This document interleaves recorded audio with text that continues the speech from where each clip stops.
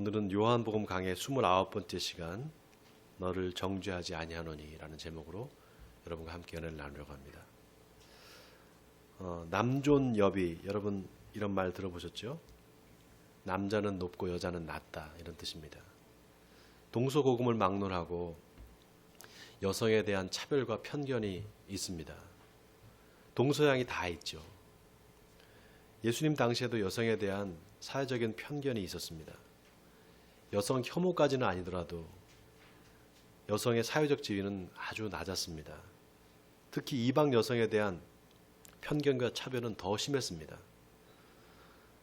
예수님께서 사마리아 지방에 가셨을 때 우물가에서 사마리아 여인에게 나에게 물 좀 달라 이렇게 말씀하시잖아요. 그때 사마리아 여인이 뭐라고 말합니까? 당신은 유대인인데 어찌하여 나 같은 사마리아 여인한테 물을 달라고 합니까? 이렇게 말하잖아요. 그걸 보면은 유대인들이 얼마나 사마리아인들을 이렇게 멸시하고 또 저들을 싫어했는지를 알 수 있습니다. 사회적인 편견이지요. 그렇게 여성에 대한 편견과 차별이 심한 사회적 분위기에서 예수님께서 여성에게, 그것도 이방 여인에게 말을 걸고 대화를 했다는 것 자체가 굉장히 파격적인 것이었습니다. 그래서인지 몰라도 예수님을 따르던 여자들이 참으로 많았습니다. 우리가 알다시피 막달라 마리아가 있죠. 막달라 마리아. 또 베다니에 살던 나사로의 동생인 마리아와 마르다가 있잖아요. 또 그 외에도 야고보와 요한의 어머니 살로메도 예수님의 사역을 도왔습니다. 예수님을 따랐던 여인들은 예수님이 가난하고 소외된 사람들에게 온정을 베풀고 그들의 친구가 되어주고 그들을 긍휼히 여기는 모습을 보면서 하나님의 사랑을 느꼈을 겁니다. 그리고 그들은 마음으로 예수님을 아마 사랑하게 되었을 겁니다. CCM 노래 중에 주님과 같이라는 제목의 노래가 있습니다. 여러분 아마 들어보셨을 겁니다. 주님과 같이 내 마음 만지는 분은 없네. 오랜 세월 찾아 난 알았네. 내겐 주밖에 없네. 여러분 이 노래 들어보셨죠? 내겐 주밖에 없네. 예수님은 가난하고 소외되고 또 사회적인 편견 때문에 멸시받는 사람들을 정말 마음으로 사랑하셨습니다. 이런 예수님의 사랑, 무차별적인 사랑을 하나님의 사랑, 아가페의 사랑이다 이렇게 말하잖아요. 자, 오늘 본문의 이야기는 그 예수님의 아가페의 사랑을 보여주는 아주 좋은 예입니다. 우리가 다 잘 아는 이야기죠. 바로 가늠하다 붙잡혀온 여인의 이야기입니다. 예수님이 예루살렘 성전에서 가르치실 때 바리새인과 서기관들이 한 여자를 데리고 옵니다. 음행하다가 현장에서 붙잡힌 여인입니다. 그 여인을 데리고 와서 성전 안에 이렇게 세우니까 사람들이 그 여자를 중심에 두고 뚝 이렇게 둘러섭니다. 이렇게 한 사람을 가운데 세우고 빙 둘러서는 것은 유대인들의 재판 형식이 그렇게 됩니다. 산헤드린 공의회에서 재판을 할 때 이렇게 피고를 가운데 세우고 사람들이 쭉 둘러서서 재판을 합니다. 그러니까 지금 간음한 여자를 재판장에 세우고 직결 재판이 이제 시작되는 거죠. 자, 바리새인과 서기관들이 예수님한테 이 여자가 간음하다가 현장에서 잡혔는데 모세의 율법에는 여자를 돌로 쳐서 죽이라고 했는데 당신은 어떻게 말하겠습니까? 이렇게 물어봅니다. 그러니까 지금 상황이 예수님께 이 간통 사건의 판결을 구하고 있는 겁니다. 어제 성도님 한 분이 질문을 하셨어요. 레위기 20장과 또 신명기 22장에 보면 간음한 사람들, 그러니까 간음한 남자와 여자를 다 같이 죽이라고 이렇게 나와 있습니다. 그리고 두 말씀이 다 남자에 대한 책임을 강조하고 있는데 왜 서기관과 바리새인들은 남자는 놔두고 여자만 데려왔을까요? 그 의도가 뭐였을까요? 이렇게 어떤 성도님이 물어보셨어요. 여러분 뭔가 의도가 있어 보이죠? 그죠? 뭔가 의도가 있어 보입니다. 자, 그런데 보세요. 오늘 본문 6절에 보면은 그들이 이렇게 말함은 고발할 조건을 얻고자 하여 예수를 시험함이라 이렇게 나와 있습니다. 그들이 이렇게 말한다. 누가 말하는 겁니까? 바리새인과 서기관들이 예수님한테 가늠하다 붙잡힌 여인을 데리고 와가지고 율법에는 이 여자를 죽이려고 하는데 당신은 어떻게 생각합니까? 어떻게 말하겠습니까? 이렇게 말한 것이 예수님을 고발할 조건을 찾으려고 그렇게 말했다는 겁니다. 제가 옛날에는 이 부분이 그냥 그런가 하고다 이렇게 넘어갔었는데 이번 주에 설교 준비를 하면서 이 부분이 이렇게 눈에 띄더라고요. 이게 어쩌면은 서기관과 바리새인들이 예수님을 고발하려고 일부러 이런 상황을 만든 게 아닐까 이런 의심을 하게 됐습니다. 여러분 어떻게 생각하세요? 바리새인과 서기관들이 어떻게든지 예수님을 죽이려고 했잖아요. 그러니까 얼마든지 그럴 수 있지 않겠어요? 이상한 게 간음한 여자는 있는데 남자가 없어요. 그게 이상하잖아요. 간음은 혼자 하는 게 아닌데 상대 남자가 있어야 하는데 여자만 끌고 온 겁니다. 여자는 현장에서 붙잡혔다 하면 그 남자는 어디 가냐는 거죠. 여러분 보통 간음죄는 현장에서 붙잡힌 경우에는요 직결 심판을 할 수가 있었습니다. 그 당시 법이. 직결 심판은 사람들이 이렇게 있을 때 바로 그냥 돌을 들어서 쳐서 죽이는 겁니다. 이거를 스토닝이라고 그래요. 근데 거기에는 증인이 반드시 필요했습니다. 증인이 한 사람이 아니라 두 사람 이상 필요했어요. 이런 간음 사건의 경우에, 간통 사건의 경우에 제일 중요한 것은 증인의 증언이었습니다. 최소 두 사람 이상의 증인이 증언하는 것을 잘 듣고 이게 확실히 간음죄를 진 게 맞다 그러면은 성문으로 끌고 가서 이제 돌로 쳐서 죽입니다. 이때 중요한 게 제일 먼저 돌을 들어서 치는 사람은 증인이어야 됩니다. 본 사람, 증인이어야지만 돌로 칠 수가 있어요. 이렇게 맨 먼저 증인이 돌로 친 다음에 그 다음에 사람들이 이제 돌을 던져서 죽이는 겁니다. 근데 여러분 보통 이런 간통 사건의 증인이 누구겠습니까? 증인이 어떤 사람일까요? 간통한 남자나 여자의 배우자겠죠. 그렇지 않겠어요? 그렇지 않으면 이제 뭐 가족들이거나 그럴 겁니다. 근데 현장에서 붙잡혀 왔다고 하면서 예수님한테 데리고 온 거예요. 그래서 이게 진짜 간음하다 붙잡혀 온 건지 아니면은 뭐 만들어낸 그런 어떤 가짜인지가 단정할 수가 없습니다. 여러 가지 의심이 있지만 이게 또 그렇다고 해서 가짜로 조작된 거다 이렇게 또 말할 수가 없어요. 왜냐하면 예수님이 마지막에 보면 여자한테 다시는 죄를 짓지 말라 이렇게 말한다고요. 그때 여자가 아무런 대답을 안 해요. 그러니까 뭔가 부정한 짓을 했다는 거죠. 아무튼 이 두 가지 가능성, 간음을 했을 수도 있고 안 했을 수도 있다. 이 두 가지 가능성을 열어놓고 오늘 이 본문을 보는 게 좋을 것 같습니다. 자, 중요한 거는 바리새인과 서기관들이 예수님을 함정에 빠뜨리려고 지금 물어보고 있는 겁니다. 당신 같으면 어떻게 하겠느냐. 놀라운 게 4절에 보면은 바리새인과 서기관들이 예수님을 선생이여 이렇게 부릅니다. 선생이여. 히브리 말로 랍비여 이렇게 부르는 거죠. 이렇게 선생님이여 이렇게 부르는데도 이유가 있어요. 당시에 선생님이라는 호칭을 받게 되면 누가 그 사람한테 선생님한테 뭘 물어보면 그 질문에 답을 해줘야 됐습니다. 왜냐하면 선생이기 때문에. 만약에 답을 못하면 굉장히 그걸 수치로 여겼습니다. 그러니까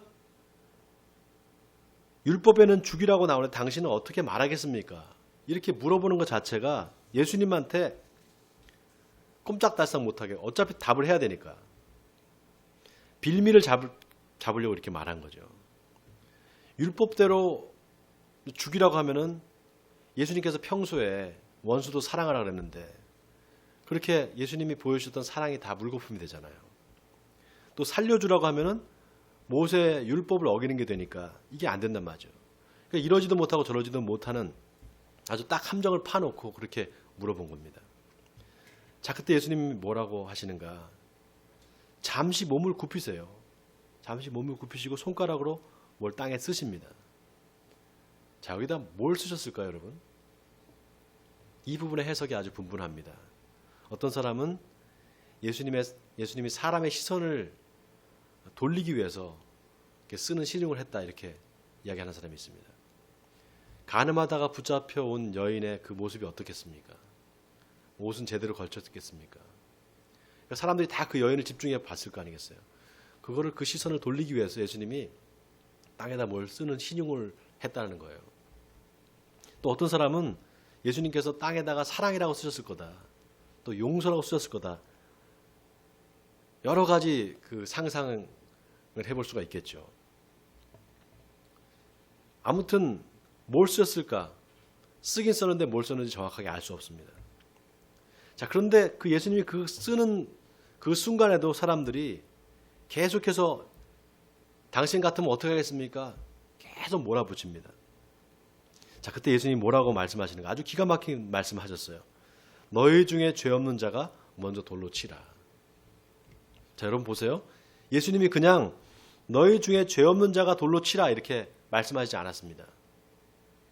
너희 중에 죄 없는 자가 먼저 돌로 치라 이랬어요. 먼저 돌로 치라.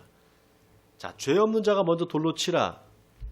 어느 누구도 자기가 죄가 없다고 생각하는 사람은 없잖아요. 누구도 다 죄가 있다고 생각해 죄가 하나도 없다 이렇게 생각하는 사람은 없단 말이죠. 그러니까 누구든지 먼저 돌로 치라는 이 말에 자신 있게 먼저 돌로 치는 사람이 있었을까? 그런 사람이 없잖아요. 그래서 예수님이 이것까지 다 계산하신 거다. 이렇게 우리가 생각을 할 수 있습니다. 자, 그 말이 맞죠? 이것까지 예수님이 다 계산하신 거예요. 자, 그런데 좀 다르게 생각해 볼 수가 있습니다. 여러분, 아까 돌로 칠 때 누가 제일 먼저 쳐야 된다 그랬죠? 증인이 먼저 돌로 치게 돼 있어요. 그러니까 간통한 걸 본 증인이 먼저 돌로 쳐야 되는 겁니다. 이 상황에서. 신명기 17장 7절에 보면은 증인이 먼저 돌로 치고 그 다음에 백성들이 들어 치라고 이렇게 나와 있어요. 그러니까 너희 중에 죄 없는 자가 먼저 돌로 치라 이 말은 다시 말하면 너희 중에 이 여자가 간음한 걸 본 사람이 있느냐, 증인이 있느냐, 그 증인이 있다면 먼저 돌로 치라는 겁니다. 여러분, 이렇게 해석하면 좀 의미가 달라지죠? 이렇게 해석하면 좀 의미가 달라집니다. 누가 이 여자가 간음한 거 본 사람이 있냐? 나와보라는 거예요. 자, 아까 바리새인과 서기관들이 예수님을 고발하려고 일부러 일을 꾸민 거일 수도 있다 그랬잖아요. 예수님이 이 말을 하는 거예요. 너희 중에 죄 없는 자가 먼저 돌로 치라 이 말에 딱 걸리는 겁니다. 이런 거 보면 예수님이 참 지혜로운 분이라는 걸 알 수 있어요. 참 놀랍습니다. 자, 예수님의 말씀에 거기 있던 사람들이 다 양심의 가책을 느껴서 어른으로 시작해서 젊은이까지 하나씩 그 자리를 떠납니다. 그리고 오직 예수님과 그 간음한 여인만 남게 되죠. 자, 그런데 예수님이 너희 중에 죄 없는 자가 먼저 돌로 치라고 하신 다음에 다시 몸을 굽히세요. 다시 몸을 굽혀서 또 손가락을 뭘 쓰십니다. 그러니까 땅에다가 2번 쓰신 거예요. 그죠? 땅에다가 2번 쓰신 거예요. 성경에 나오지 않으니까 정확하게 뭘 쓰는지를 알 수 없습니다. 그런데 로마의 관습에 죄를 선고하기 전에 그 사람의 죄목을 기록하는 관습이 있었어요. 죄를 선고하기 전에 죄명을 기록하는 관습이 있었다 그래요. 그래서 예수님이 아마 땅에 사람들의 죄목을 쓰셨을 거다. 그렇게 보는 사람들이 많습니다. 그 해석이 지배적이에요. 그럼 예수님이 2번 땅에 쓰셨잖아요. 2번. 뭘 쓰셨을까? 저는 첫 번째 땅에 쓰셨을 때는 간음한 여인의 죄를 쓰지 않았을까 생각합니다. 그 2번째 허리를 굽혀서 쓰셨을 때는 거기 모여있는 사람들의 죄를 쓰지 않았을까 생각해요. 여러분, 예수님은 우리의 죄를 다 알고 계십니다. 우리의 죄를 다 알고 계세요. 왜냐? 그분은 하나님이시기 때문에, 전능하신 분이기 때문에 우리의 죄를 다 알고 계십니다. 그러니까 예수님은 우리가 지은 모든 죄에 사실은 증인이 되시는 거예요. 우리 모든 죄를 다 알고 계십니다. 여러분, 우리가 이 장면을 머릿속으로 연상할 때 여러분 어떻게 연상이 되세요? 사람들이 다 지금 돌을 들고 씩씩거리면서 서 있는 게 연상이 되시죠? 그죠? 근데 그게 아닙니다, 여러분. 지금 이 일이 벌어지고 있는 장소가 예루살렘 성전 아니에요. 바깥이 아닙니다. 성전 안에서 돌을 들고 칠 수가 없어요. 성 밖에서 해야 된단 말이죠. 성전 안에서는 뭘 하느냐? 재판을 합니다. 재판을. 바리새인과 서기관들이 지금 그래서 예수님께 뭘 구하고 있는가? 재판의 판결을 구하고 있는 거예요. 그래서 나도 너를 정죄하지 않겠다 이 말은 내가 이 재판을 판결하지 않겠다 이 말입니다. 다시 말해서 판결을 유보하신 거예요. 그런데 예수님은 그 판결을 요구하는 사람들의 지금 그 판결을 해달라고 요구하는 사람들의 죄를 다 알고 계시는 거예요, 지금. 그러니까 제일 먼저 돌로 칠 수 있는 사람은 누구예요? 제일 먼저 돌로 칠 수 있는 사람은 아까 증인이라고 그랬잖아요. 그러니까 제일 먼저 돌로 칠 수 있는 사람은 모든 사람들의 죄를 다 알고 계시는 예수님이에요. 예수님이 제일 먼저 돌로 칠 수 있는 사람입니다. 근데 예수님 뭐라고 하십니까? 여자여, 너를 고발하던 그들이 어디 있느냐? 너를 정죄한 자가 없느냐? 이렇게 말씀하셔요. 예수님 그렇게 말씀하시니까 여인이 없나이다, 없습니다 이렇게 말하죠. 그때 예수님 뭐라고 하십니까? 나도 너를 정죄하지 아니하노니 가서 다시는 죄를 범하지 말라. 자, 따라하겠습니다. 나도 너를 정죄하지 아니하노니 다시는 죄를 범하지 말라. 여러분, 우리가 주목해야 될 부분이 바로 여기입니다. 많은 사람들이 이 가늠한 여인의 사건을 오해하는 게 있습니다. 예수님이 이 여인을 용서해 주었다고 생각합니다. 이 여인의 죄를 용서해 줬다 이렇게 생각해요. 그리고 하나님의 사랑이 바로 이런 거다. 어떤 죄를 져도 용서해 주는 거다. 그렇게 생각합니다. 보통 이 가늠한 여인의 이야기를 그렇게 결론을 맺어요. 아마 여러분 다 그렇게 듣고 또 그렇게 생각하실 겁니다. 맞죠? 틀리지 않습니다.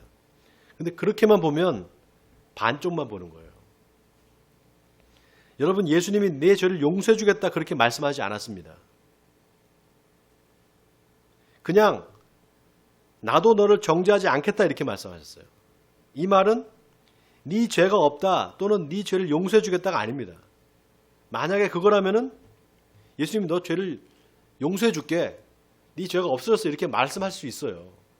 여러분, 예수님한테 죄를 사하는 권세가 있잖아요. 그렇죠?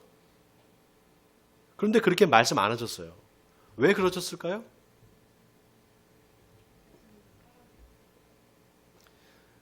어떤 성도님이 질문하셨어요. 가늠한 자를 돌로 쳐 죽이는 게 율법인데 왜 예수님이 이걸 허락하지 않았을까요? 또 예수님도 병자를 안식일에 고치기도 하고 율법을 어기기도 했는데 그러면 여기서 예수님이 뭘 말씀하시는 걸까요? 질문하셨는데 우선 그 질문에 예수님이 가늠한 자를 돌로 치라는 율법을 허락하지 않았다. 허락하지 않은 게 아니라 아예 판결을 하지 않은 겁니다. 아예 판결하지 않은 거예요. 판결 유보라고 이렇게 말할 수 있습니다. 예수님이 나도 너를 정죄하지 아니하노니 그랬단 말이죠. 여러분, 나도 너를 정죄하지 않겠다. 이 말은 내가 네 죄를 판단하지 않겠다는 겁니다. 여러분, 이게 중요합니다. 자, 앞에서 예수님이 사람을 외모로 판단하지 말고 뭐로 판단하라 그랬죠? 우리가 앞에서 봤잖아요. 사람을 외모로 판단하지 말고 공의로 판단하라 그랬어요. 그런데 바리새인들이 갈릴리에서 어떻게 선지자가 나오겠느냐? 예수는 그리스도가 아니다. 율법을 알지 못하는 이 무리는 저주를 받은 자로다. 이렇게 말했잖아요. 계속해서 예수님을 외모로 판단하고 있단 말이죠. 자, 그렇게 외모로 판단하고 정죄하지 말라는 겁니다. 하나님이 너에게 율법을 주신 거는 그 율법을 가지고 남을 판단하고 정죄하라고 주신 게 아니라 너희 자신을 돌아보라고 주신 거다. 그러니 나도 너희를 판단하고 정죄하지 않겠다는 겁니다. 지금 시대가 여러분 바뀌다 보니까 옛날에는 죄로 처벌을 받던 게 지금은 죄가 아닌 게 됐어요. 그런 게 여럿 있습니다. 그 중에 하나가 뭡니까? 간통죄죠. 간통죄 이제는 죄가 아닙니다. 그게. 그럼 간통을 해도 되느냐? 세상 법으로는 죄가 안 돼요. 그게. 그럼 하나님의 나라 법은 어떨까요? 하나님 나라의 법은 어떨까요? 자, 예수님은 뭐라고 말씀하셨을까요? 예수님은 누구든지 여자를 보고 음욕을 품는 자마다 이미 간음하였느니라 이렇게 말씀하셨어요. 오히려 그 율법의 기준을 더 높이셨습니다. 마음을 품는 그거 자체도 간음이라는 거예요. 여러분, 예수님은 율법을 폐하시는 분이 아니에요. 절대로. 오히려 율법을 완성시키는 분입니다. 예수님이 뭐라 그랬어요? 내가 율법을 폐하러 온 것이 아니라 완성시키러 왔다 그랬습니다. 그래서 예수님은 나도 너를 정죄하지 않겠다, 이 말은 죄에 대해서 판단하지 않겠다는 말이지 죄를 지어도 괜찮다는 말이 아니에요. 왜냐? 예수님이 나도 너를 정죄하지 않겠다, 그리고 뭐라고 말씀하셨습니까? 그 다음에 바로 가서 다시는 죄를 범하지 말라. 가서 다시는 죄를 범하지 말라 그랬어요. 여러분, 죄를 용서해 주는 것과 죄를 허용해 주는 것, 이게 같을까요, 다를까요? 죄를 용서해 주는 거하고 죄를 허용해 주는 거 절대 같지가 않아요. 다릅니다. 예수님은 죄를 용서해 주시는 분이에요. 그러나 죄를 허용해 주시는 분은 아닙니다. 너 죄 지어도 괜찮아, 이렇게 말씀하시는 분이 아니라는 거예요. 나도 너를 정죄하지 않겠다는 것은 내가 심판자가 돼서 판결을 하지는 않겠다는 겁니다. 그러니 너희도 판단하지 말라는 겁니다.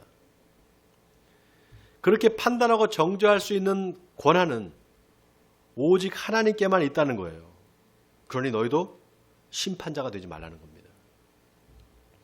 그럼 가서 다시는 죄를 범하지 말라는 건 뭔가? 여기에는 두 가지 의미가 있습니다. 첫 번째는 이 간음한 여자한테 회개하라고 회개를 촉구하시는 겁니다. 여러분, 죄는 회개하는 자가 용서받습니다. 회개하지 않으면 용서받지 못합니다. 여러분, 이걸 아셔야 돼요. 회개가 없으면 죄사함도 없습니다. 그럼 회개한다는 건 뭔가? 다시는 똑같은 죄를 짓지 않는 겁니다.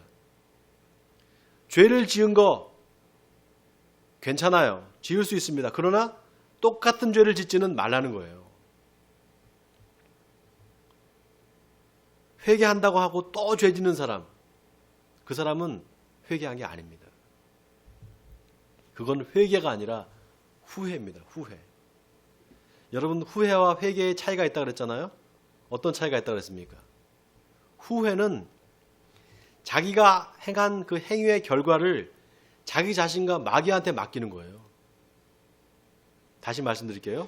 후회는 자기가 행한 행위의 결과를 자기 자신이나 마귀한테 맡기는 거, 그게 후회입니다. 회개는 자기 자신이 행한 행위의 결과를 하나님께 맡기는 겁니다. 하나님의 은혜에 맡기는 거예요. 그래서 후회는 하면서 진정으로 회개하지 않은 사람, 그 사람은 하나님의 나라에 합당한 사람이 아닙니다. 대표적인 케이스가 누굽니까? 바로 가룟 유다예요. 가룟 유다는 후회는 했지만 회개하지 않았습니다. 그 결과가 뭡니까? 자살이에요, 자살. 회개하면 하나님께 그 하나님의 은혜를 따라서 회개하면 살 수 있는데 그거를 거부해버리는 거예요. 자기 행위의 결과를 자기 자신과 마귀한테 맡겨버리는 겁니다. 여러분, 죄 용서받기 위해서는 먼저 회개를 해야 됩니다. 여러분, 이거 아멘입니까? 여기서 중요한 게 그냥 입술로만 회개하면 그럼 되는 거냐? 안 됩니다. 회개에 합당한 열매를 맺어야 돼요. 회개에 합당한 열매라는 건 뭔가? 더 이상 죄 짓지 않는 겁니다. 결단하는 겁니다. 죄를 끊는 거죠. 세례 요한이 자기한테 물 세례를 받으러 나오는 유대인들한테 뭐라고 말했습니까? 이 독사의 자식들아, 너희가 임박한 환난을 피하려고 하느냐?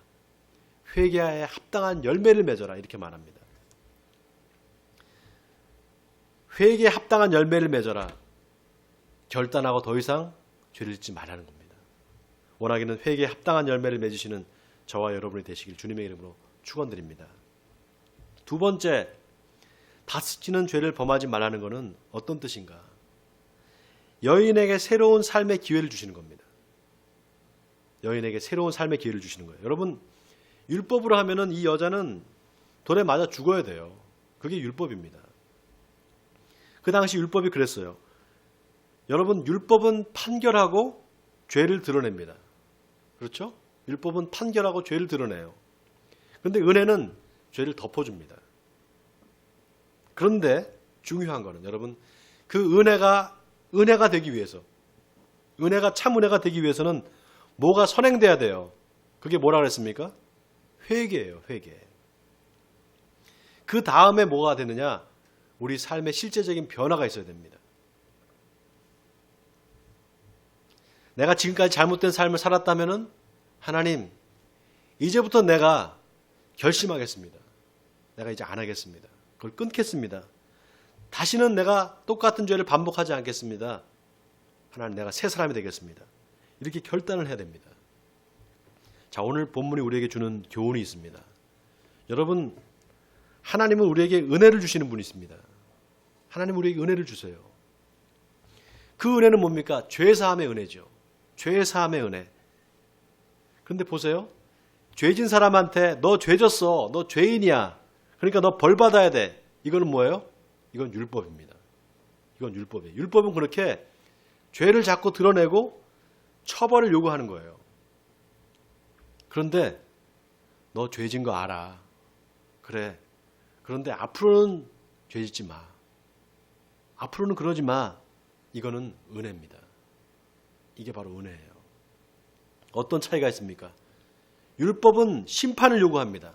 그러나 은혜는 심판을 유보하는 겁니다. 여기서 심판을 유보한다는 말이 중요해요. 유보라는 거는 지금 당장 하지 않는 겁니다. 뒤로 미루는 거예요. 당장 안 할 뿐이지 그렇다고 없어진 게 아니라 이 말입니다. 여러분, 죄를 용서해 주시는 거, 이게 은혜잖아요. 그런데 그 은혜가 은혜되기 위해서는 회개해야 됩니다. 그 회개에 합당한 열매가 있어야 돼요. 여러분, 이거 아멘입니까? 은혜가 되려면 회개에 합당한 열매가 있어야 된다. 여러분, 하나님의 은혜가 뭡니까? 하나님의 은혜.